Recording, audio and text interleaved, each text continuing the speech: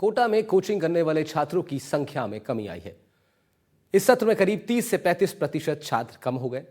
इसका असर यह हो रहा है कि कई हॉस्टल बंद हो गए तो कहीं बंद होने की कगार पर है। अब आलम यह है कि प्रत्यक्ष अप्रत्यक्ष रूप से 1.5 लाख लोगों का रोजगार इससे प्रभावित हुआ है। कोचिंग संचालकों ने जब इसका कारण जानने की कोशिश की तो इसके पीछे कई कारण निकल के सामने आए। कुछ लोगों ने आत्महत्याओं के बढ़ते आंकड़ों को वजह माना तो कई लोगों ने कहा कि घर के आसपास ही कोचिंग की सुविधा मिल जा रही है, वो भी इसका एक बड़ा कारण हो सकता है। अच्छी बात यह है कि किसी ने पढ़ाई के स्तर को लेकर नेगेटिव बात नहीं बताई। शायद इसलिए अब कोचिंग और हॉस्टल संचालकों ने एक मुहिम चलाई है जिसमें कोटा के इमेज को सुधारने की कोशिश हो रही है। चर्चा इसी विषय पर करेंगे कि आखिर कोटा में छात्रों की संख्या घट क्यों रही है, कोचिंग सिटी से क्यों आखिर छात्रों का मोह भंग हो रहा है। छात्रों में 30 से 35% की कमी आना एक बड़ा आंकड़ा है। हॉस्टल बंद करने पड़े हैं, ऐसे में कई तो कोचिंग सेंटर्स पर भी इसका बड़ा प्रभाव पड़ा है। कोटा की इकॉनमी को बड़ा धक्का लगा है। कोटा में रोजगार का बड़ा संकट भी इससे पैदा हो गया है। लिहाजा अब तमाम प्रयास भी प्रशासन द्वारा, कोचिंग प्रशासन द्वारा खासतौर पर किए जा रहे हैं और किस तरीके से स्टूडेंट टूरिज्म को बढ़ावा दिया जा सकता है उसको लेकर के भी कोशिशें हो रही हैं। तमाम प्रयास किए जा रहे हैं कोचिंग इंस्टीट्यूट्स द्वारा भी और इसमें प्रशासन भी उनका सकारात्मक रूप से सहयोग कर रहा है। कुछ ग्राफिक्स आपको दिखाते हैं हमारी स्क्रीन पर जिसके ज़रिए आप समझ पाएंगे कि ये पूरा मामला क्यों इतना ज़रूरी हो गया है कोटा शहर के लिए। तो आप देखिए, कोटा की इकॉनमी को इससे बड़ा धक्का लगा है। कोचिंग सिटी कोटा से छात्रों के मोहभंग के बाद कोटा में रोजगार का बड़ा संकट भी पैदा हो सकता है। 1.5 लाख लोग सीधे तौर पर इससे प्रभावित होंगे। साथ ही छात्रों में 30 से 35% की कमी आई है जो अपने आप में एक बहुत बड़ा आंकड़ा है। परिणाम ये हुआ है कि हॉस्टल कुछ ऐसे हैं जो बंद करने पड़े हैं। 40% लोगों ने ये माना है कि कोटा एक महंगा शहर बन चुका है, इसीलिए छात्र यहाँ कम आ रहे हैं। 35% लोगों का कहना है कि आत्महत्याओं का बढ़ता आंकड़ा इसका एक बड़ा कारण है।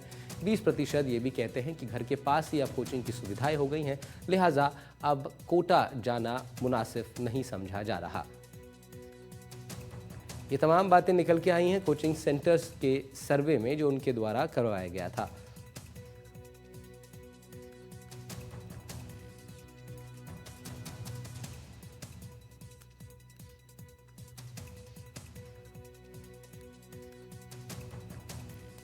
स्टूडेंट टूरिज्म को प्रमोट करना जा रहा है। इन तमाम चीज़ों को सॉर्ट आउट करने के लिए फ़न एक्टिविटीज़ को बढ़ावा दिए जाने की भी बात हो रही है। कोचिंग छोड़ने पर रिफंड पॉलिसी भी लागू करने की योजना बनाई जा रही है। अफोर्डेबल फी स्ट्रक्चर बनाने का प्रयास होगा ताकि महंगा ना लगे कोचिंग करना। कलेक्टर एसपी भी बच्चों से संवाद कर रहे हैं और आगे भी उनका एक क्रम जारी रहेगा।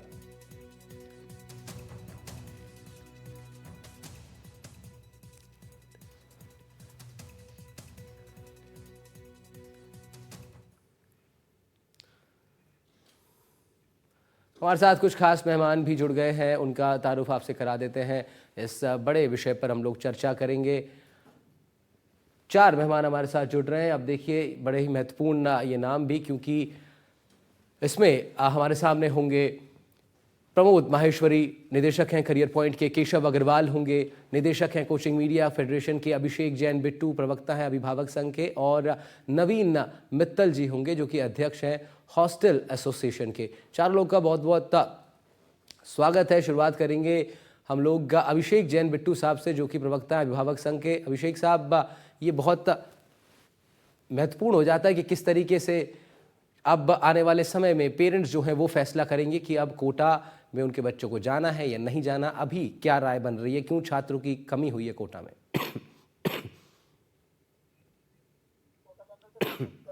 जो हो रही है उसके अंदर मेरा ये मानना है कि जिस प्रकार का जो फीस स्ट्रक्चर कोटा के अंदर लागू हुआ है, जिस प्रकार की जो अन्य संसाधन की व्यवस्थाओं को लेकर जो वहाँ के चार्जेस का जो स्ट्रक्चर लागू है, तो वो काफी महंगा अभिभावकों को पड़ रहा है और उसका असर बच्चों के ऊपर भी पड़ रहा है।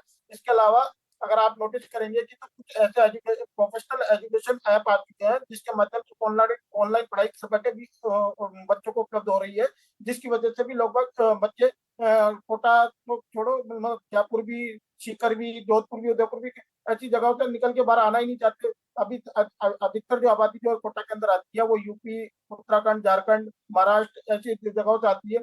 लेकिन जब जो चीज हमने नोटिस किया, उस नोटिस के अनुसार हमने ये देखा है कि अधिकतर आजकल क्या, जब से कोरोना महामारी आई है, उस महामारी के दौरान जो ऑनलाइन फैसिलिटीज का जो संसाधन बच्चों को मिला है, अभिभावकों को मिला है, तो वो काफी अफोर्डेबल साबित भी हुआ है और उनके मुताबिक भी जो स्टिक बटा है, तो जिसकी वजह से मतलब अब घर छोड़ के अन्य शहरों में जाना उनको अभिभावकों को, बच्चों को सुटेबल नहीं लगा। इस वजह से कोटा शहर में ही नहीं बल्कि जयपुर में भी, जोधपुर में भी, उदयपुर में भी सब जगह बच्चों का संख्या कम घटी है।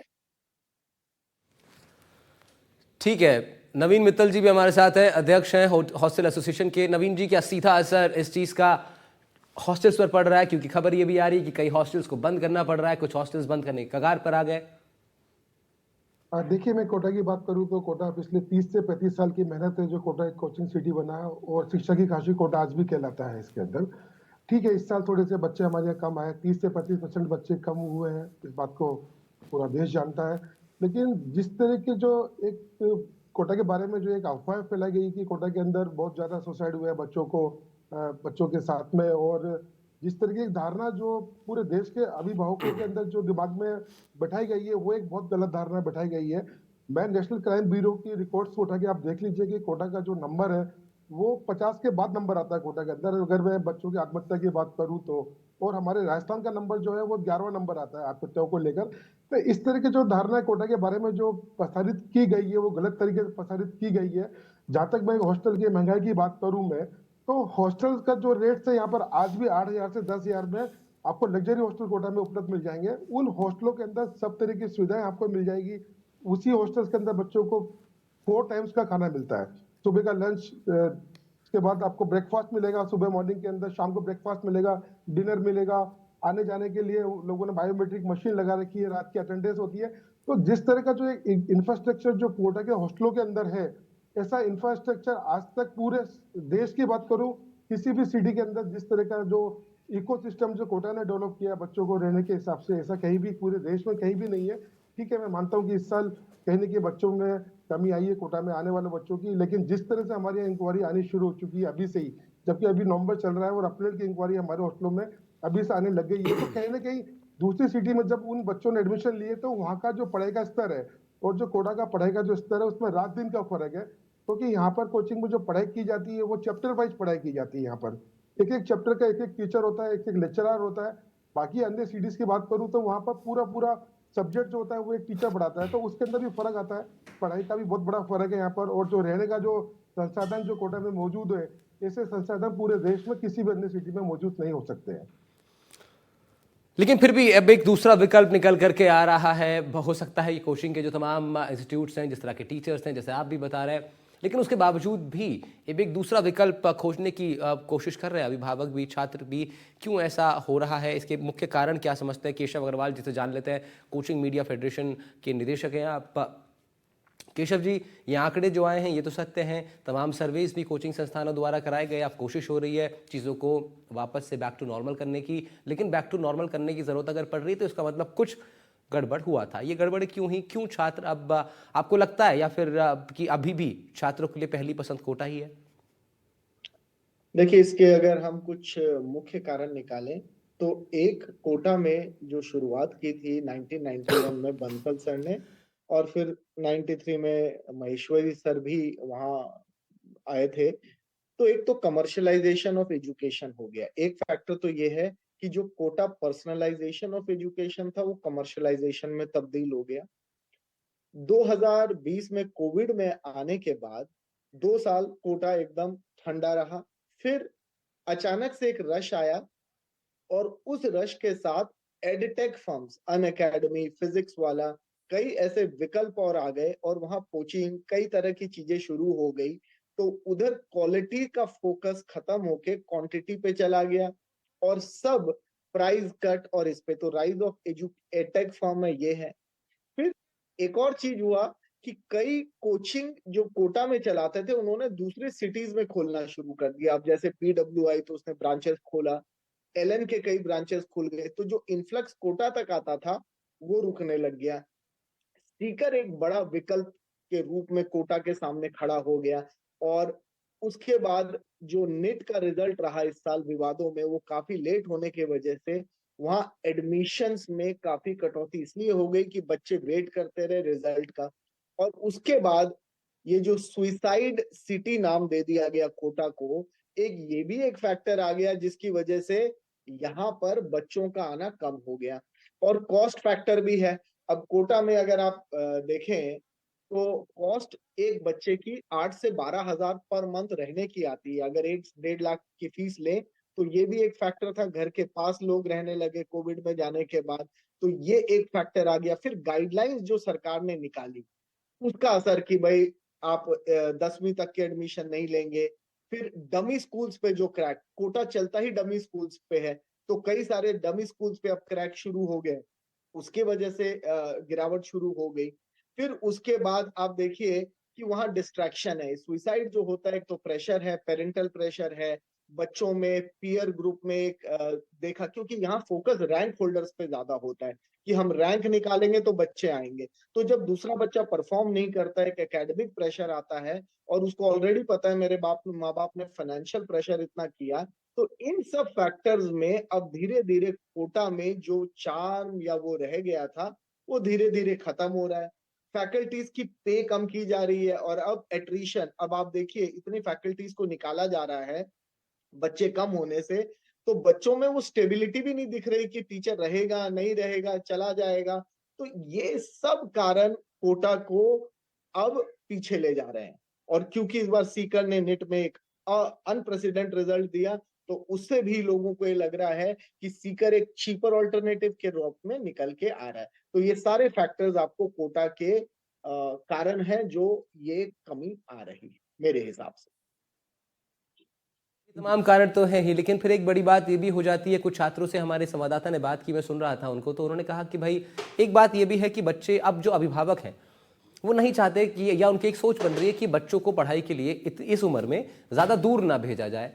तो अब एक बात ये भी हो गई कि तमाम जो प्रमुख कोचिंग संस्थान हैं उन्होंने कोटा में तो अपना इंस्टीट्यूट खोला ही हुआ है, बट उन्हीं के दूसरी ब्रांचेस भी हैं जो कि अन्य अन्य शहरों में हैं। चाहे वो अब सीकर भी एक अपने आप में एक हॉटस्पॉट हो गया, लेकिन दिल्ली में भी उनकी ब्रांचेस हैं, बिहार के भी कुछ शहरों में उनकी ब्रांचेस हैं। तो जब ऐसी सुविधा मिल रही है तो शायद ये भी एक कारण हो सकता है कि भाई अब अभिभावक ये नहीं चाहते कि वो कोटा ही जाए, उसी कोचिंग संस्थान का अगर कोई ब्रांच उनके घर के आसपास है या नियरेस्ट जो भी है वहां पर वो चाहते हैं बच्चा पढ़ाई करे। ये फैक्टर मैंने आपको कहा, और मेरे से ही पूछ रहे हैं या कहीं और? अभिषेक जैन बिट्टू साहब से पूछ रहा हूँ। अच्छा, ठीक। बिल्कुल फैक्टर यही है कि जिस प्रकार से कोचिंग संचालकों ने अपने विभिन्न शहरों के अंदर अपनी ब्रांचेस डाली है, तो उसका असर तो निश्चित पड़ेगा ही पड़ेगा कोटा शहर के ऊपर। आज जैसे राजस्थान के अंदर सबसे पहले बड़ा हब हुआ करता था कोटा, कोटा के बाद अब नया हब तैयार होने, नई दिशा मिल रही है सीकर को। सीकर भी अपने आप में बहुत बड़ा डेवलपमेंट दे रहा है, स्टूडेंटों को फैसिलिटीज उपलब्ध करवा रहा है। तो ऐसी स्थिति में तो बच्चों की संख्या तो बढ़ेगी बढ़ेगी। और दूसरा फिर फैक्टर मैंने आपको एक चीज बताया था कि भाई कई अभिभावक ऐसे हैं जो अपने बच्चों को ऑनलाइन फैसिलिटीज उपलब्ध करवा रहे हैं, क्योंकि ऐसे कई प्रोफेशनल ऐप आ चुके हैं जिसके माध्यम से घर बैठे वो ऑनलाइन पढ़ाई करके वो अपना काम कर रहा है। इसके अलावा एक फैक्टर और आप नोटिस करेंगे कि जिस प्रकार से राजस्थान सरकार के अंदर बेरोजगारी दर लगातार बढ़ती जा रही है, नई भर्तियां नहीं हो पा रही है, तो वो भी अपने आप में बहुत बड़ा फैक्टर साबित होगा। क्योंकि पिछले 5 साल से आप खाली एजुकेशन विभाग की बात करेंगे हम, तो उसमें देखेंगे कि करीबन 1.5 लाख भर्तियां होनी पेंडिंग पर पड़ी हुई है। अब तक आज तक भरी नहीं गई है। पिछले 4-5 साल से लगातार शिक्षक संघ वाले भी, अभिभावक संघ वाले भी, सब लोग इस चीज के ऊपर कर रहे हैं। युवा बेरोजगार जो संघर्ष समिति है वो लोग भी इस चीज के ऊपर बोले जा रहे हैं, लेकिन कोई सुनने को तैयार ही नहीं है। तो इस चीज का जब नौकरियां ही नहीं होगी तो अभिभावक किस चीज के ऊपर खर्चा करवाएगा वो? तो ये चीज पे हमें नोटिस करनी पड़ेगी।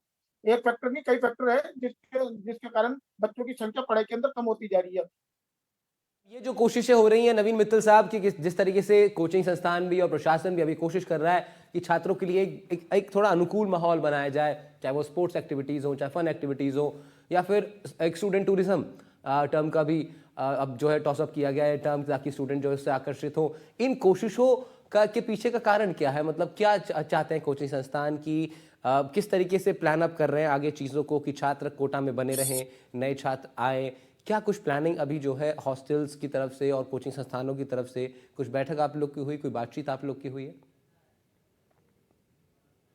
कि लगभग 4000 से ज्यादा हॉस्टल्स हैं यहाँ पर। संडे जो होता है बच्चों की कोचिंग उस दिन नहीं चलती है, तो हम लोगों ने समस्त जितने भी कोटा के हॉस्टल्स हैं उनको एक निर्देश जारी कर रखे हैं कि आप उस दिन फंडे मनाइए बच्चों के साथ में। फंडे मनाने से बच्चे जो होते हैं वो काफी स्तर पर वो लोग काम करते हैं हमारे साथ में।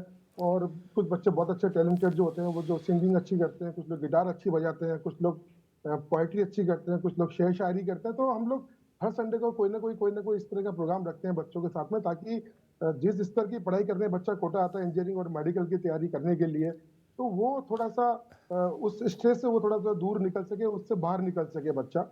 ये हम लोग एवरी वीक हम लोग इस तरह का प्रोग्राम लगातार करते रहते हैं। दूसरा, अभी हम लोग जो है दिसंबर के फर्स्ट वीक के अंदर हम लोग कोटा स्टूडेंट प्रीमियर लीग करवा रहे हैं, जिसके अंदर हमारी 30 टीमें जो है अलग अलग कोचिंग्स की वो इसमें पार्टिसिपेट करेगी। तो कोचिंग जितने भी यहाँ कोटा के अंदर उनकी हमने टीम बनाई है यहाँ पर, और उसका उद्देश्य सिर्फ ये है कि जब हम उनको स्पोर्ट्स एक्टिविटी में उनको शामिल करेंगे बच्चों को, तो कहीं ना कहीं उनके दिमाग में जो स्ट्रेस होता होगा किसी पढ़ाई को लेकर, वो कहीं ना कहीं दूर होगा। बच्चों को पढ़ाई के साथ साथ में स्पोर्ट्स की बहुत जरूरत रहती है उसके अंदर। इसी तरीके से हम लोग जैसे यहाँ के जिला प्रशासन है, यहाँ का पुलिस प्रशासन है, वो भी लगातार बच्चों से संवाद करता रहता है। डिनर विद कलेक्टर एक एक प्रोग्राम शुरू किया था कोटा में डीएम साहब ने। वो भी अलग अलग हॉस्टल में जाके बच्चों के साथ डिनर करते हैं, बच्चों से बातें करते हैं, बच्चों के बारे में जो उनकी समस्या होती है वो सुनते हैं। यहाँ पर स्टूडेंट हेल्पलाइन का एक पोर्टल बना हुआ है जिसके अंदर भी बच्चे यदि कोई भी शिकायत करते हैं तो उसकी शिकायत को तुरंत दूर करता है यहाँ का प्रशासन, पुलिस प्रशासन मिलकर। तो हम लोग सभी तरीके से यहाँ पर काम कर रहे हैं, चाहे वो कोचिंग प्रशासन हो, चाहे हॉस्टल एसोसिएशन हो, चाहे वो पुलिस प्रशासन हो, चाहे जिला प्रशासन हो। हमारा एक ही मकसद है कि जो एक इंफ्रास्ट्रक्चर जो कोटा में बन चुका है वहां पर बच्चों की संख्या को वापस कैसे बढ़ाया जाए, उसके लिए हम लोगों ने काम शुरू कर दिया है। हमने पहले भी इस तरह का काम किया, कोरोना काल के अंदर भी जब कोरोना लगा था यहाँ पर लगभग 52,000 बच्चे थे कोटा शहर के अंदर। उन लोगों को हमने अपने जो सरकार ने जो बसें लगवाई थी यहाँ पर उनको हमने बसों द्वारा यहाँ से उनको बिल्कुल सुरक्षित तरीके से भेजा था। तो कोटा एक कोचिंग सिटी के साथ में कोटा एक बहुत बड़ी केयर सिटी भी है यहाँ पर। बिल्कुल है तो सही है, लेकिन और साथ साथ अब कोशिश ये भी है कि अभिभावक की तरफ से भी कि भाई बच्चों के अंदर जो अकेलापन जो महसूस होने लगता है बच्चों को कई बार, और वही फिर उन्हें अवसाद की तरफ ले जाता है, और उसके बाद वो एक ऐसा कदम उठाते हैं जिसके बाद फिर परिजनों के पास रोने के सिवा कुछ बचता नहीं है। वो अकेलापन भी दूर करने के लिए इस तरह की जो एक्टिविटीज़ है, जिस तरह आप बता रहे थे हमारे गेस्ट की भाई डीएम की डिनर विद डीएम जैसी चीज़ों को शुरू किया गया, तो निश्चित रूप से नवीन मित्तल साहब ये है तो चीज़ें बहुत महत्वपूर्ण। लेकिन अगर हम देखें अब आने वाला कोचिंग का भविष्य की तरफ अगर हम बात कर लें बचे हुए समय में कि आने वाला जो भविष्य है केशव अग्रवाल साहब, कोचिंग्स का क्या भविष्य रहने वाला है, क्योंकि अब तमाम क्या छात्र जो हैं या अभिभावक जो हैं क्या वो नए तरीके इख्तियार कर रहे हैं या नई तरीके की खोज कर रहे हैं कि किस तरीके से एग्जाम्स को पास आउट करने के लिए क्या कुछ और भी विकल्प अब सामने आ रहे हैं जो कि कोचिंग का विकल्प बनेंगे आगे आने वाले वक्त में, ऐसा भी हो सकता है? देखिए, कोचिंग में एक ट्रांसफॉर्मेशन आ रहा है क्योंकि सरकार पहले कभी एक्टिव नहीं थी। अब आपको बताएं, परसों ही सीसीपीए के अंडर गाइडलाइन निकाली गई है मिसलीडिंग एड। ये भी एक कारण है जिसके अंदर हर कोचिंग सेंटर एक ही बच्चे की 7 जगह फोटो आती है और कई पेरेंट्स एडमिशन ले लेते हैं और बाद में अपने को ठगा महसूस करते हैं, कई जगह रिफंड नहीं मिलता। तो सरकार का ये मानना है कि ये नकेल लगाई जाए, कसा जाए। गाइडलाइंस जो सरकार लागू कर जनवरी में लाई थी और लागू करने की बात कर रही है, और राजस्थान सरकार ने एक्ट भी निकाला है, हरियाणा सरकार ने निकाला है कि 10वीं तक के बच्चों की कोई कोचिंग नहीं होगी।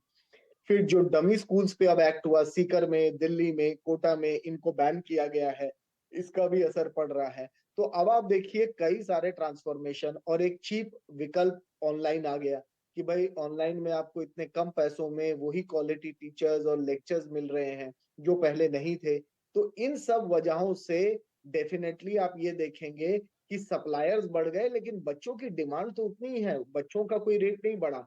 तो इसकी वजह से डेफिनेटली आप देखेंगे कि अब ये लोकल इशू ज्यादा हो गया। अब हर सिटी, अब जैसे मैं गुवाहाटी में था तो वहां भी एलएन खुल गया, पीडब्ल्यू खुल गया।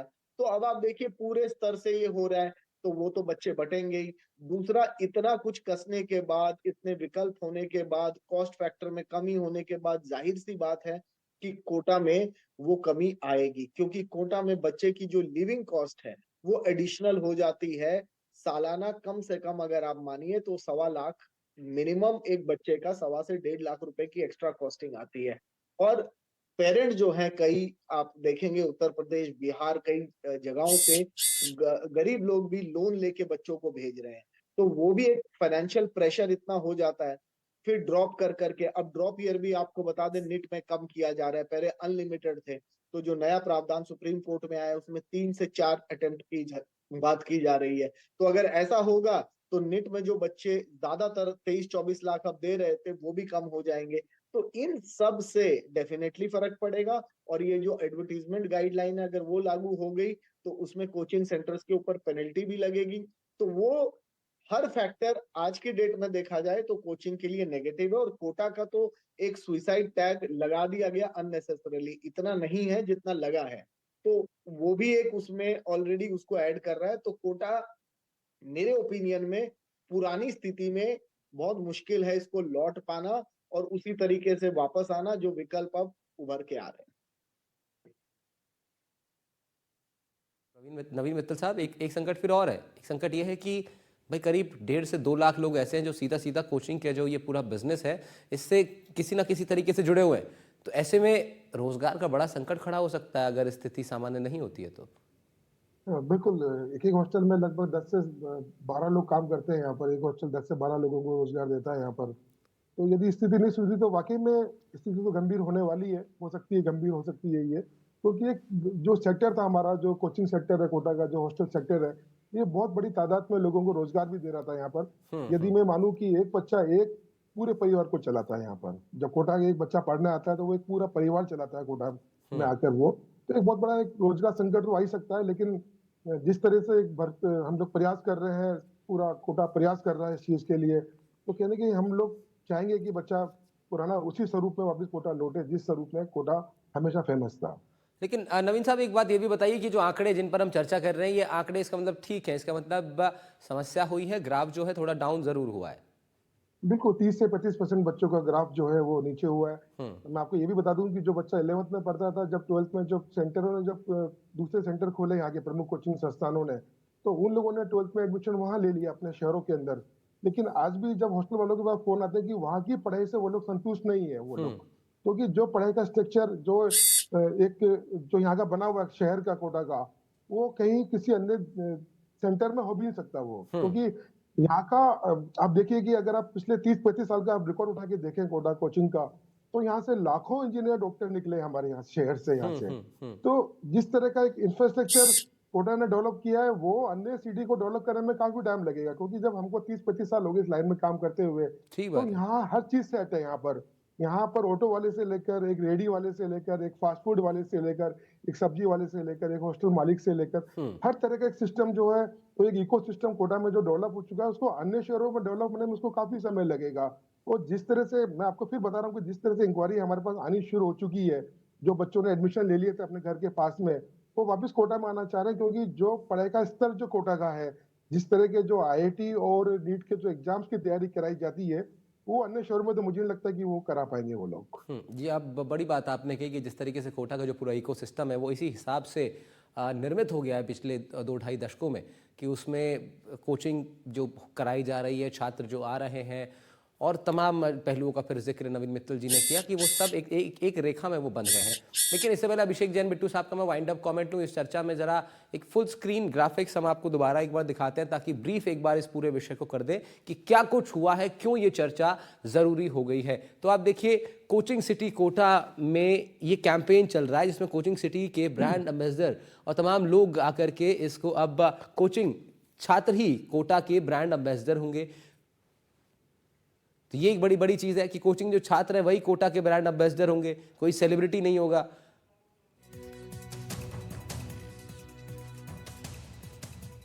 अब विषय क्या है, छात्रों का मोहभंग कोचिंग सिटी से हुआ है, ये बात सामने आई। 30 से 35% छात्र कम हुए, कई हॉस्टल बंद करने पड़े, कई हॉस्टल बंद करने के कगार पर आ गए। कोचिंग सेंटर्स पर इसका बड़ा असर पड़ा है, क्योंकि जो छात्रों की संख्या हर साल कोटा में अमूमन रहती थी वो कम हो गई है। कोटा की इकॉनमी पर बड़ा धक्का लगा है, रोजगार का भी संकट पैदा हो गया। इसीलिए आज इस विषय पर हम लोग बात कर रहे हैं। अभिषेक जैन बिट्टू साहब हमारे साथ हैं, अभिभावक संघ से आप ताल्लुक रखते हैं। सर, अब एक वाइंड अप कमेंट मैं आपका चाह रहा हूँ इस पूरी चर्चा पर, किस तरीके से आने वाले दिनों में और मौजूदा वक्त में भी अब जो 10th क्लास के जो स्टूडेंट्स हैं, जो कि अब 11th-12th में अपनी तैयारी करते हैं, कोटा जाते हैं, उनके जो अभिभावक हैं, आप लोग की क्या चर्चा इस वक्त चल रही है, आने वाले समय में क्या अन्य संभावनाएं भी सामने आ सकती हैं?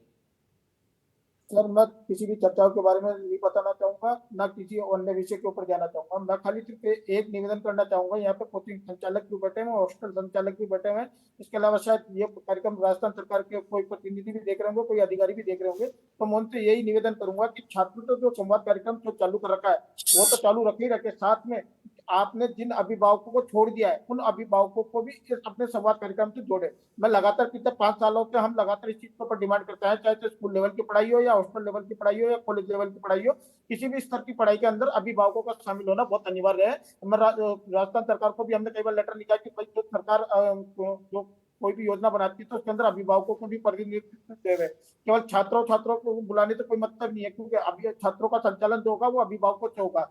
अभिभावक अगर किसी चीज सिफारिश पे अगर अपनी सहमति जताएंगे तो वो अपने बच्चों को भी समझाएंगे, किंतु जब अभिभावकों को किसी चीज की जानकारी ही नहीं होगी तो वो कहाँ से अपने बच्चों को समझा पाएगा। आज यही कारण है कि कोटा, जिस प्रकार से कोटा की खबरें सुनने को मिल रही है, तो ऐसी कई कई चीजें हैं जो स्कूलों को लेकर भी है, कॉलेजों को लेकर भी है। लेकिन मैं तो फिर भी सिर्फ एक ही निवेदन करना चाहूंगा कि अपने किसी भी जो भी जितने भी संवाद कार्यक्रम हो रहे हैं उनमें सभी संवाद कार्यक्रमों में एक केवल अभिभावकों को जोड़ दो, ठीक है, अपने आप आपको ठीक रिजल्ट है। सामने नजर आ जाएगा। बिल्कुल, तमाम तमाम सभी लोगों का इसमें इन बैठकों में और इन कार्यक्रमों में शामिल होना ज़रूरी है। सबकी राय बहुत इंपॉर्टेंट है। फिलहाल शुक्रिया आप तीनों ही लोग का हमारे साथ इस चर्चा में जुड़ने के लिए। विषय बहुत गंभीर था और इसीलिए हम लोगों ने बात की हॉस्टल एसोसिएशन से लेकर अभिभावक संघ से लेकर कोचिंग फेडरेशन के अपने पैनलिस्ट से। तो कोचिंग सिटी कोटा में ये बवाल थोड़ा हुआ है, इसको अब नॉर्मलाइज करने की कोशिश हो रही है, तमाम प्रयास जारी हैं। फिलहाल इतना ही, नमस्कार।